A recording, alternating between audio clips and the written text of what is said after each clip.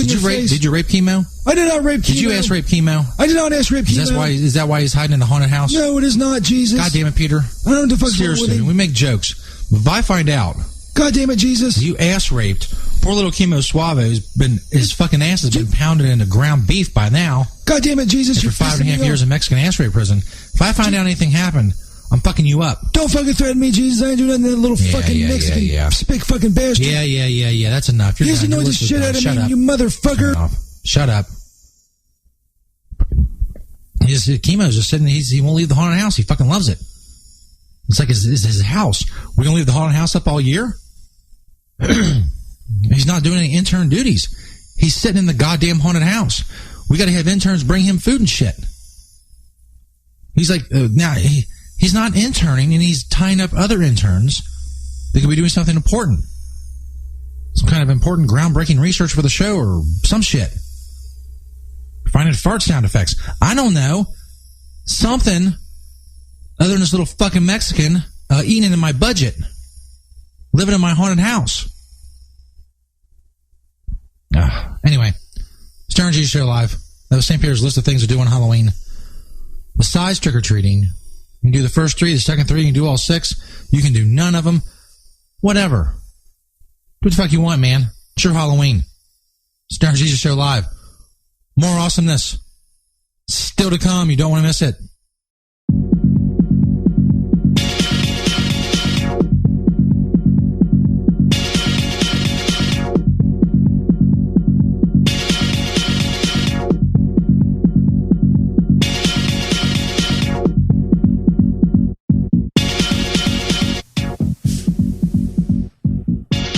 Stern Jesus Show podcast. October 30th, 2015. Welcome back, everybody. Those of you listening on CannabisRadio.com. And a Retro Stern Jesus will probably cut out of the episode. I forgot. There was copyrighted music in it. Some of the platforms we're going on, we cannot have copyrighted music. So if you want to hear that Retro Stern Jesus, you have to go back to the October 30th episode on SternJesus.net and check it out. It's time now for this date in stoner history. It's supposed to be dramatic music. I don't know. This date in stoner history is, of course, a long-running segment on the show. Going back to this date in 1977. Two friends in California, Frank James and Steve Ballantyne. Frank and Steve.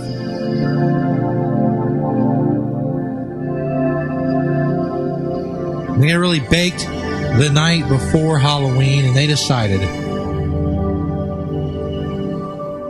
you see on these cool bongs in High Times magazine, they decided that they were going to make a bong out of pumpkins. It just so happened that Steve's parents had a shit ton of pumpkins in their garage, some sort of pumpkin surplus, I don't know. Don't worry about it. Don't question Jesus.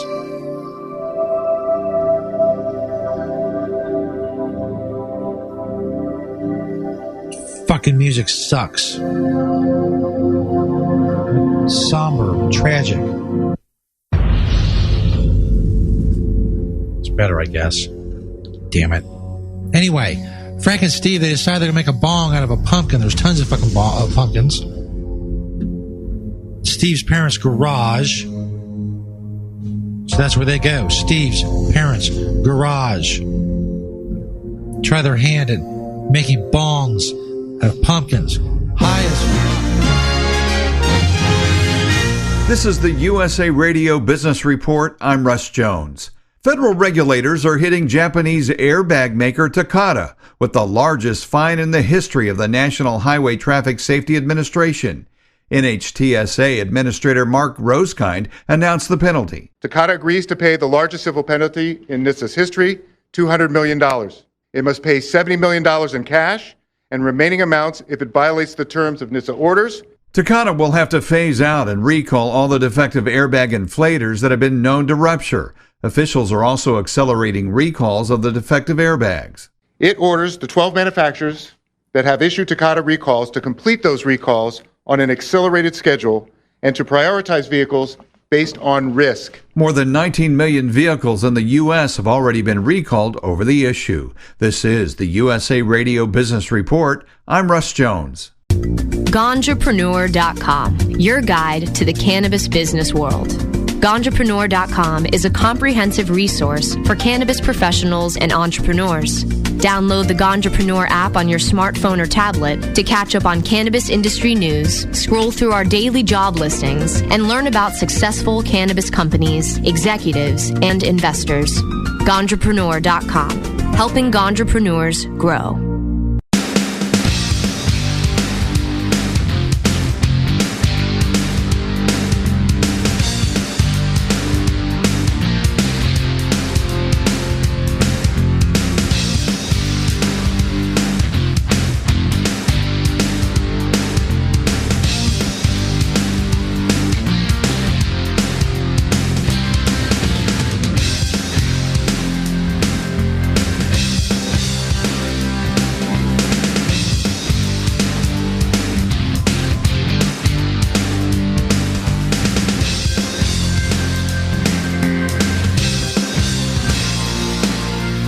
USA Radio News, I'm Anthony Lucero. 4 people are recovering from stab wounds after being attacked by a man at the University of California at Merced campus. Officials say that 2 of the stabbing victims were students, 1 was a staff member, and the 4th person was a contract worker. Police shot and killed the suspect who lived on campus. The UC Merced campus is closed and expected to reopen on Friday. U.S. intelligence officials reportedly believe that an explosive brought down a Russian passenger plane over Egypt last weekend. An official tells CNN that a bomb planted in a piece of luggage or somewhere else on the plane likely downed the jet, although no solid conclusion has yet to be reached. Many are still pushing for NBC to dump Trump prior to his hosting spot on this week's episode of Saturday Night Live. Protesters gathered outside NBC headquarters at 30 Rockefeller Center in New York on Wednesday to rally against Trump's appearance. Certain groups are stating that NBC is legitimizing Trump's comments about illegal immigrants. You're listening to USA Radio News. From Feature Story News in London, I'm Ollie Barrett. UK Prime Minister David Cameron is hosting Egypt's President Sisi for talks in London as Britain grounds flights out of Sharm el-Sheikh over security fears.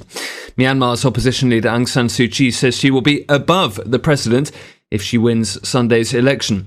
And a major rescue operation is underway in Lahore in Pakistan to save what's thought to be dozens of people trapped in rubble after a factory collapsed. Dr. Dabber, hurry! Its temperature is shooting past 1,000 degrees Fahrenheit. It's burning up. I'm afraid for this little guy, it's just too late. What caused the problem? Only Dr. Dabber can maintain the perfect temperature for a smooth-tasting, slower burn. This standard vaporizer lost all of its health benefits, sending it up in smoke. So you're telling me that most vapor pens burn so hot they produce smoke, not vapor? Correct. Keep away from those standard vaporizer pens and turn to Dr. Dabber. Doctor's orders. Less heat, more flavor. Legal to listen to all over the world. We're just not sure about France. CannabisRadio.com.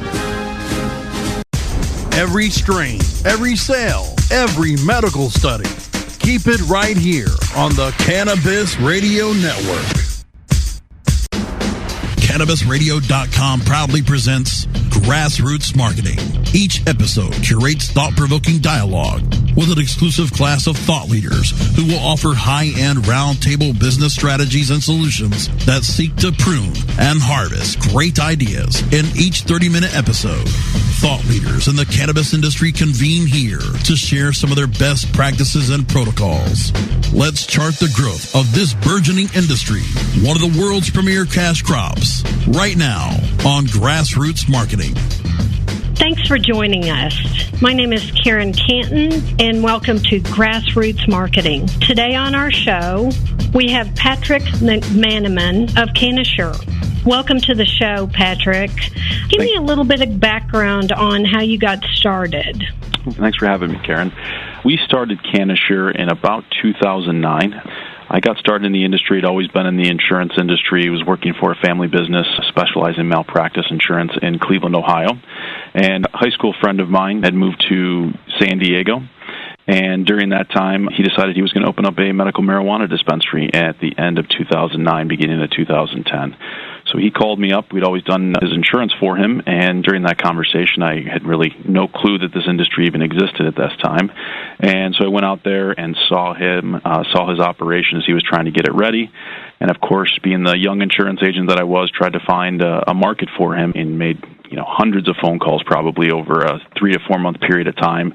Got laughed at, phone hung up on, all the things you'd imagine, and just kept on hitting roadblocks. And we just saw an opportunity that this was going to be a big industry for us, and that it really was going to be emerging here. So we kind of set about meeting the correct people, if you will, attending as many events as we could over the next 2 years or so, and just doing our due diligence. And then really in 2012 is when we formed Cannabis as it is today by raising some investment capital from some local people that we knew.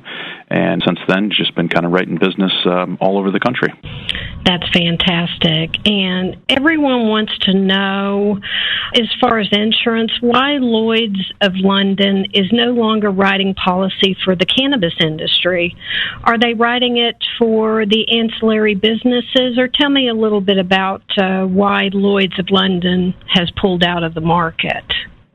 From what we can tell, we had spent a lot of time in 2014 actually over in London with the different syndicates in Lloyd's. And the syndicates that actually underwrite the coverage, they've been doing this for probably since about 2008, 7, most of them.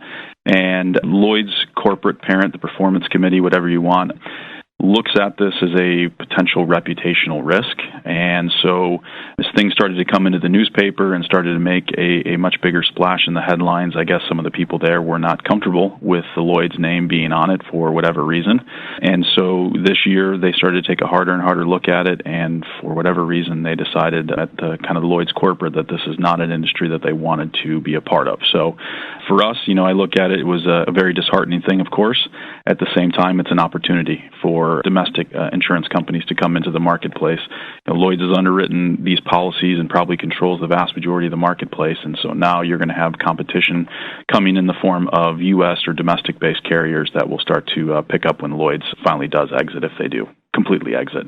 In terms of ancillary businesses, I just think it's a case-by-case basis as to what they're doing when you say ancillary.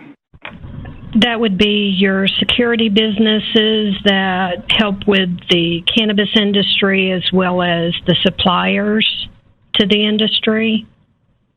From a packaging standpoint, yes, we still do use a lot of the Lloyd's of London forms.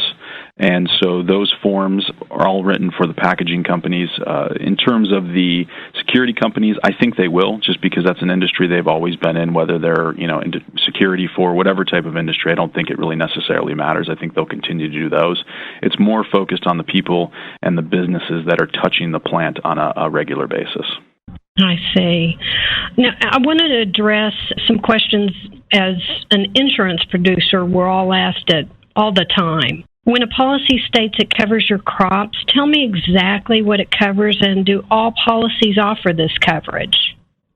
I don't believe all policies offer the coverage. There are a couple different companies out there. I don't know all of them, and it's kind of a case-by-case basis. That's why it's important to have a solid agent that you work with that understands the industry, isn't new to the industry, has been around for a while, and has been handling and working alongside business owners for this so they can understand it. In terms of what the crop coverage, it really is a misnomer. When we think of crop coverage, you think of the federal crop insurance program for corn farmers or whatever it may be. They don't get the proper yield, or they have a catastrophe in the form of weather. These are not coverages that are provided by the current forms. These are really going to be for fire, theft, vandalism types of issues that may happen at a cultivation facility. That's really what the crop coverage is going to protect. Does it cover the harvested and the finished product, or just the harvested product?